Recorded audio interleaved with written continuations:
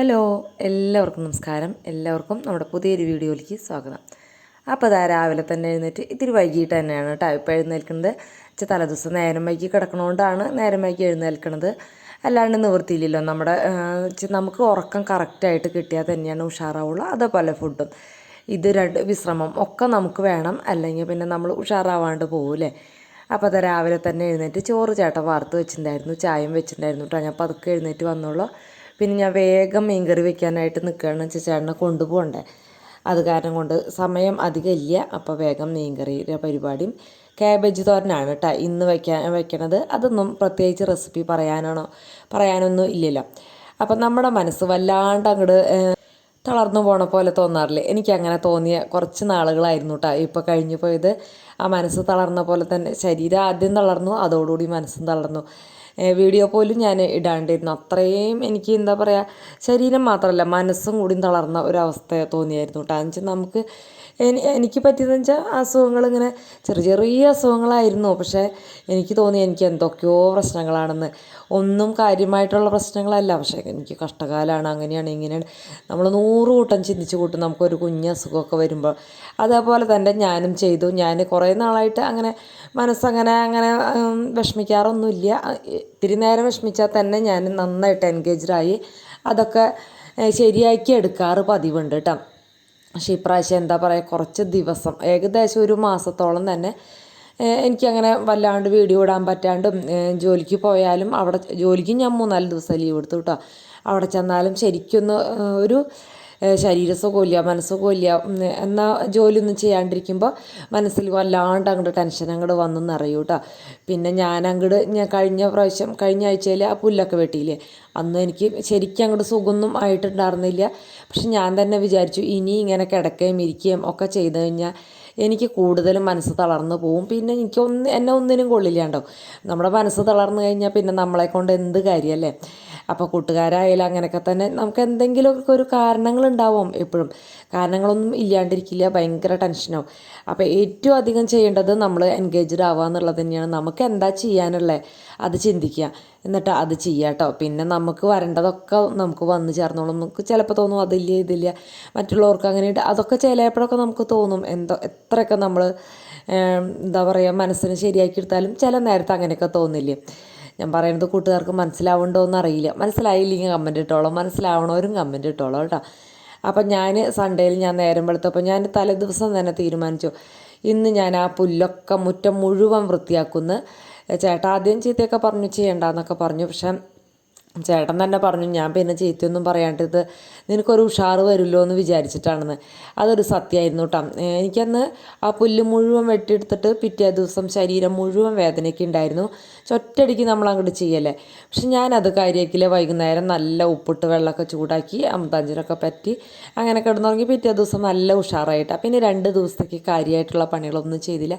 പക്ഷെ ആ മുറ്റം അങ്ങോട്ട് വൃത്തിയാക്കി ഇപ്പം തന്നെ എനിക്ക് തോന്നി, എനിക്ക് ഇത്രയൊക്കെ പറ്റിയല്ലോ. അങ്ങനെ തോന്നിയപ്പോൾ തന്നെ മനസ്സിന് ഒരു സന്തോഷം തോന്നി. പിന്നെ ഞാൻ പതുക്കെ വീഡിയോകളൊക്കെ എഡിറ്റ് ചെയ്തെടുത്ത് കുറേ എടുക്കാനുണ്ടായിരുന്നു. അതേപോലെ വീടും പതുക്കെ ഇങ്ങനെ ക്ലീൻ ആക്കിക്കൊണ്ടിരിക്കുകയാണ് കേട്ടോ.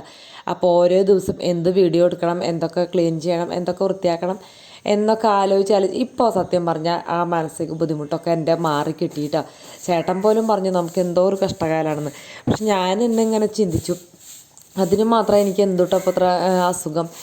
കുറച്ച് റെസ്റ്റ് കുറവിൻ്റെ ഒരു പ്രഷർ കുറഞ്ഞു എന്നല്ലാണ്ട് ഉറക്കം കുറയും, നമുക്ക് ഉറക്കം കുറയും, പ്രഷർ കുറയില്ല.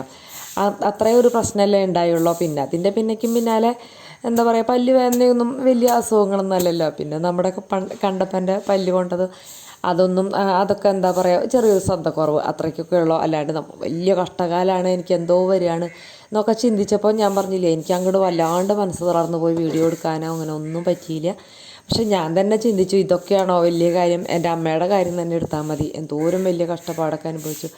അപ്പോൾ പിന്നെ എന്നിട്ട് പോലും അമ്മ ഏറ്റവും അവസാനമാണ് അമ്മയുടെ മനസ്സ് തളർന്നത്. അവസാനമായപ്പോൾ 1 മാസമൊക്കെയാണ് മനസ്സ് തളർന്നിട്ടുള്ളൂ. അപ്പോൾ പിന്നെ ഈ ഒരു കുഞ്ഞു കാര്യത്തിനൊക്കെ നമ്മൾ മനസ്സ് തളരാൻ ഇരുന്നെങ്കിലോ എന്ന് വിചാരിച്ച് പിന്നെ ഞാൻ അങ്ങോട്ട് ഉഷാറാക്കി എടുക്കുകയാണ് ചെയ്തത് കേട്ടോ. ഇപ്പം ഞാൻ പഴയ രീതിയിലാക്കി വരുന്നു എന്ന് കൂട്ടുകാർക്കും തോന്നണില്ലേ.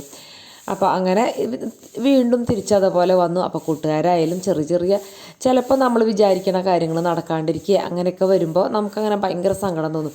ചിലപ്പോൾ അത് ചെറിയ കാര്യമായിരിക്കാം, പക്ഷെ നമ്മുടെ മനസ്സിലിങ്ങനെ ഇട്ട് ഉരുട്ടും. ഞാൻ എന്താ പറയുക, എനിക്ക് എന്തെങ്കിലും വാങ്ങിക്കാം എന്ന് വിചാരിച്ചിട്ട് വാങ്ങിക്കാൻ പറ്റാണ്ടാകുമ്പോൾ ഞാൻ വിചാരിക്കും, അയ്യോ ഞാൻ ഇതേപോലെ ജോലി ചെയ്തിട്ട് എനിക്ക് പൈസയൊക്കെ കിട്ടിയിട്ട് എനിക്കൊന്നും നടക്കണില്ലല്ലോ എന്ന് തോന്നും. പിന്നെ ഞാൻ പതുക്കെ ആലോചിക്കൂട്ടാ, ഞാനൊരു വീട് പണിതില്ലേ, ഒരു 2-3 കൊല്ലം എന്തായാലും അതിൻ്റെ ബുദ്ധിമുട്ടുണ്ടാവുമല്ലോ. അത്രയ്ക്ക് ഞാൻ വീണ്ടും അങ്ങനെ തന്നെ ചിന്തിക്കൂട്ടാ. അപ്പം ശരിയാവും. കൂട്ടുകാർ ദാരിദ്ര്യം പറയാമെന്ന് വിചാരിക്കരുത് കേട്ടാ. ആ ഒരു ബുദ്ധിമുട്ടിൻ്റെ കാര്യം പറഞ്ഞു എന്ന് മാത്രം എല്ലാവരും അനുഭവിക്കുന്നത് തന്നെയാണ്. സ്ഥലം വാങ്ങിച്ചാലോ വീട് പണിതാലോ അല്ലെങ്കിൽ എന്തെങ്കിലും ഒരു അസുഖം വന്നാലോ ഒക്കെ കാശിൻ്റെ ബുദ്ധിമുട്ടുകൾ അനുഭവിക്കും. അത് 2-3 കൊല്ലോ അല്ലെങ്കിൽ 1-2 കൊല്ലമൊക്കെ കഴിഞ്ഞ് കഴിഞ്ഞാൽ അത് തീരും, നമ്മൾ വീണ്ടും ഉഷാറോടുകൂടി ജീവിക്കും അല്ലേ. അപ്പോൾ അതുപോലെ തന്നെ ചെറുപ്പത്തിലെ പിള്ളേർക്കൊക്കെ അസുഖം വന്നപ്പോൾ ഞാനിതുപോലെ കുറേ സങ്കടപ്പെട്ടിട്ടുണ്ട് കേട്ടോ. പിന്നെ അത് കഴിഞ്ഞ് ഞാൻ ജോലിക്ക് പോയി തുടങ്ങിയപ്പോൾ അവിടെ ഒരു 8 സ്ത്രീകളായിട്ട് 8 ആൾക്കാർ ജോലി ചെയ്യുന്നുണ്ടായിരുന്നു. 8 ആൾക്കും ഓരോരോ കഷ്ടപ്പാടിൻ്റെ കഥകളുണ്ടായിരുന്നു കേട്ടോ.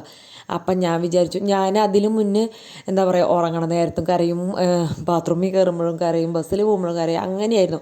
അത് നമ്മുടെ ആദ്യത്തിൻ്റെ വയ്യായൊന്നും മാറിയിട്ടുണ്ടായിരുന്നില്ല. പിന്നീടാണ് കേട്ടോ അതൊക്കെ മാറിയത്. അപ്പം അങ്ങനെ കരഞ്ഞ് അപ്പം ഞാൻ അവിടെ ചെന്ന് ഓരോരുത്തരുടെ അനുഭവങ്ങൾ ഇങ്ങനെ കേട്ടപ്പോഴാണ് മനസ്സിലായത്, എല്ലാവർക്കും ഉണ്ട് ഓരോ കഥകളും അനുഭവങ്ങളും. പക്ഷെ ആരും അത് പുറത്ത് പറയുക അങ്ങനെയൊന്നുമില്ല. ചിലവർക്ക് എല്ലാ ഭാഗ്യങ്ങളും ഒരുമിച്ച് ദൈവം കൊടുക്കും, ചിലവർക്ക് എന്തെങ്കിലും ഒരു കഷ്ടപ്പാട് കൊടുക്കും, അത്രയേ ഉള്ളൂ. അപ്പോൾ അതൊന്നും ആലോചിച്ച് സങ്കടപ്പെടേണ്ട. അപ്പം അതിനെയൊക്കെ അതിജീവിച്ച് നമ്മൾ നന്നായിട്ട് ജീവിക്കുക, സന്തോഷമായിട്ട് ഇരിക്കുക എന്നുള്ളതാണ് ഏറ്റവും പ്രധാനപ്പെട്ട കാര്യം കേട്ടോ.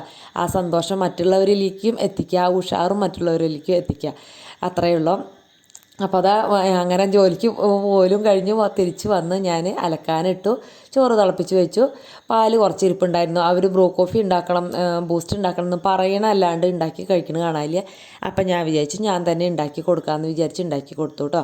പിന്നെ രാവിലെ വെള്ളയപ്പം ഉണ്ടാക്കണം എന്ന് വിചാരിച്ചതാണ്. വെള്ളയപ്പം ഇപ്പോൾ സമയം കിട്ടിയില്ലല്ലോ, 6 മണിക്ക് എഴുന്നേറ്റെന്ന് പറഞ്ഞില്ലേ.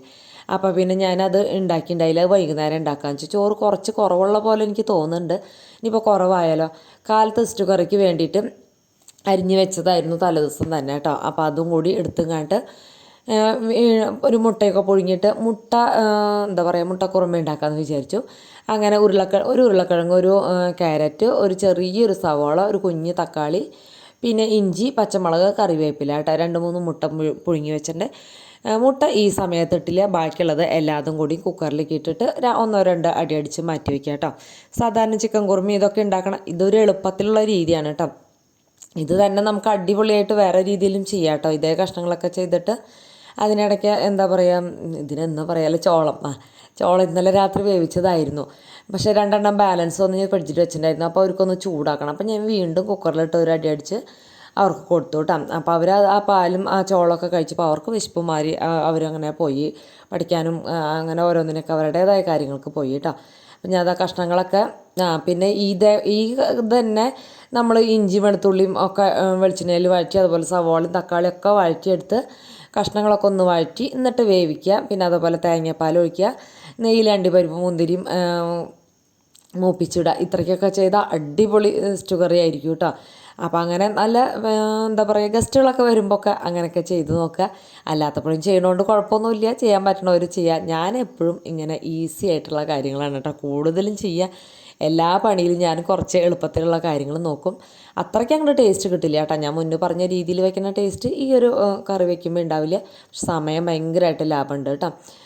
അപ്പോൾ അത് വേവിച്ച് അവിടെ വെച്ചിട്ടുണ്ട്. പിന്നെ ഞാൻ വേഗം മുട്ട പൊളിച്ചങ്ങാട്ട് അതിലേക്ക് മുറിച്ചിട്ടിട്ടു കേട്ടോ. പിന്നെ അതിലേക്ക് വേണ്ടത് കുറച്ച് വെളിച്ചെണ്ണ, പിന്നെ ഒന്നില്ലെങ്കിൽ കറിവേപ്പില ഇടുക അല്ലെങ്കിൽ മല്ലിയില ഇടുക കേട്ടോ. ഏതെങ്കിലും ഒന്നിടുക. കറിവേപ്പില ഇടുന്നത് ടേസ്റ്റാണ് എനിക്ക് കൂടുതൽ ഇഷ്ടം. ഞാൻ പറയില്ലേ, കറിവേപ്പില ഇല്ലാത്ത കാരണം കൊണ്ടാണ് കറിവേപ്പ് വയ്ക്കാൻ പറയുന്നുണ്ടായിരുന്നു. ഞാൻ ഇന്നലത്തെ വീഡിയോയിലും പറഞ്ഞതായിരുന്നു, വെച്ചിട്ടുണ്ട്. ഒരു പ്രാവശ്യം വെച്ചതായിരുന്നു, ഒക്കെ ഉണങ്ങിപ്പോയി, കംപ്ലീറ്റ് അങ്ങോട്ട് ഉണങ്ങിപ്പോയിണ്ടായിരുന്നു. പിന്നെ അവിടെ നിന്ന് തന്നെ വീണ്ടും 2-3 കടയായിട്ട് മുളച്ച് ഇത്തിരി ഉയരത്തിലായിട്ടുണ്ട് കേട്ടോ. അത് കണ്ടപ്പോൾ സന്തോഷമായി. പിന്നെ ഇനിയിപ്പോൾ വീട്ടിലേക്കോ എവിടെയെങ്കിലുമൊക്കെ പോകുമ്പോൾ കൊണ്ടുവയ്ക്കണം. ഇവിടെയൊക്കെ അപ്പുറത്തപ്പുറത്തെ വീടുകളിലൊക്കെ ഉണ്ട്, പക്ഷേ എനിക്കത് എന്താ പറയുക, അത്ര പരിചയമില്ലാത്ത കാരണം ഞാൻ അങ്ങനെ ചോദിക്കുകയൊന്നുമില്ല. പിന്നെ എന്താ, ഇന്ന് ഞാൻ ഈ ഒരു രീതിയിലാണ് കേട്ടോ നമ്മുടെ വെള്ളയപ്പം ഉണ്ടാക്കി. വെള്ളയപ്പം എന്ന് പറഞ്ഞുകൂടാ, ഒരു എന്താ പറയുക, ദോശ എന്ന് വേണമെങ്കിൽ പറയാം കേട്ടോ. ഇതേപോലത്തെ ഇരുമ്പിൻ്റെ ചട്ടി, അതിൽ എണ്ണ പറ്റിങ്ങാണ്ട് ഉണ്ടാക്കി. പണ്ടത്തെ വെള്ളയപ്പത്തിൻ്റെ ടേസ്റ്റ് കേട്ടോ, എൻ്റെ അമ്മ ഉണ്ടാക്കണ വെള്ളയപ്പത്തിൻ്റെ ടേസ്റ്റാണ്. എനിക്കിത് ഉണ്ടാക്കിയപ്പോൾ കിട്ടിയത്. എന്നുവെച്ചാൽ പണ്ടൊക്കെ ഇങ്ങനെ ഇരുമ്പിൻ്റെ ചട്ടിയിൽ ഇത്തിരി കുഴിയുള്ള ഒരു ഇരുമ്പിൻ്റെ ചട്ടിയാണ് അന്നൊക്കെ വെള്ളയപ്പം ഉണ്ടാക്കാനായിട്ട് അമ്മയൊക്കെ ഉപയോഗിച്ചായിരുന്നത്. അച്ഛന് ചായക്കട ഉണ്ടായിരുന്നു കേട്ടോ. അപ്പോൾ അത് കാരണം കൊണ്ട് അവിടെ ചായക്കടയിൽ ഈ വെള്ളയപ്പം ഉണ്ടാക്കിയിരുന്നത് ഇങ്ങനെ വെള്ളയപ്പം ചട്ടി സ്പെഷ്യലാണ്. ഒരു കുഴിയുള്ള ചട്ടി, നമ്മുടെ ദോശത്തട്ടൊക്കെ ഉണ്ടല്ലോ അതേപോലെ നടുവിൽ മാത്രം ഒരു കുഴി ഉണ്ടാവും. അങ്ങനത്തേൽ എണ്ണ പറ്റിയിട്ട് അമ്മ ഉണ്ടാക്കാറ്. അപ്പോൾ അങ്ങനത്തെ ഉണ്ടാക്കി അങ്ങനെ അതൊക്കെ മാറ്റി വെച്ചു. പിന്നെ മീൻകറി രാവിലത്തെ ഉണ്ടായിരുന്നു, കാബേജൊക്കെ കഴിഞ്ഞിട്ടുണ്ടായിരുന്നു. പിന്നെ പാത്രം കഴുകൽ അതിനിടയ്ക്ക് കഴിച്ചു. പിന്നെ അതെല്ലാം അവിടുത്തെ ഒന്ന് തുടച്ചിട്ടു കേട്ടോ. അങ്ങനെ അടുക്കള ക്ലീനാക്കി. എനിക്ക് നല്ല വിശപ്പുണ്ട് കേട്ടോ. പിള്ളേർ പിന്നെ കോഫിയും അതേപോലെ ചോളവും കൂടിയും കഴിച്ചപ്പോൾ അവർക്ക് വിശപ്പ് മാറിയിട്ടുണ്ട്. അവർ അത് കാരണം പോയി. പിന്നെ ഇപ്പോൾ ഈ നേരത്തെ അവരെ വീണ്ടും വിളിച്ചു കഴിഞ്ഞാൽ അവർ മര്യാദയ്ക്ക് ഫുഡൊന്നും കഴിക്കില്ല. കഴിച്ചു എന്ന് വരുത്തിയിട്ട് പോവും. അപ്പോൾ അത് കാരണം കൊണ്ട് പിന്നെ ഞാൻ വിളിക്കാൻ നിന്നില്ല. ഇനി അവർ വിശക്കുമ്പോൾ തന്നെ വരട്ടെ എന്ന് വിചാരിച്ചിട്ട് വിളിച്ചില്ല കേട്ടോ. ഞാൻ എന്തായാലും ഫുഡ് കഴിച്ചു. ചേട്ടൻ എത്തിയിട്ടുണ്ട്. ചേട്ടൻ പിന്നെ കൊണ്ടുവന്ന സാധനങ്ങളൊക്കെ നിരത്തി പതുക്കനെ വിശേഷങ്ങളൊക്കെ പറഞ്ഞ് എന്നിട്ടാണ് ഫുഡ് കഴിക്കാതിരുന്നത്.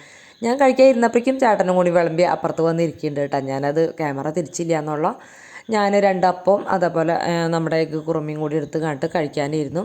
മീൻകറിയും ചോറാണ് കേട്ടോ എനിക്ക് കൂടുതൽ ഇഷ്ടം. എന്നാലേ എല്ലാ നേരം ചോറാക്കണ്ട. ചോറും ഇതും തമ്മിൽ വലിയ വ്യത്യാസമൊന്നുമില്ല കേട്ടോ. ഒക്കെ വൈറ്റ് റൈസ് തന്നെയാണ്. കുറച്ച് ചോറുണ്ടണമെന്നൊക്കെ വിചാരിച്ചു. പക്ഷേ അപ്പോൾ എനിക്കത് 2 കഴിച്ചപ്പോഴേക്കും തന്നെ വയറ് നിറഞ്ഞു. അപ്പോൾ പിന്നെ അത് കഴിഞ്ഞിട്ട് പിന്നെ കുറേ തുണികളൊക്കെ മടക്കാണ്ടായിരുന്നു കേട്ടോ. സൺഡേയിൽ കഴുകിയിട്ടില്ല. ആ തുണികൾ അവിടെ ഇവിടെയൊക്കെ ഇങ്ങനെ ശരിക്കും ഉണങ്ങിയിട്ടുണ്ടായിരുന്നില്ല. അപ്പോൾ അവിടെ ഇവിടെയൊക്കെ ഇട്ടിട്ടുണ്ടായിരുന്നു.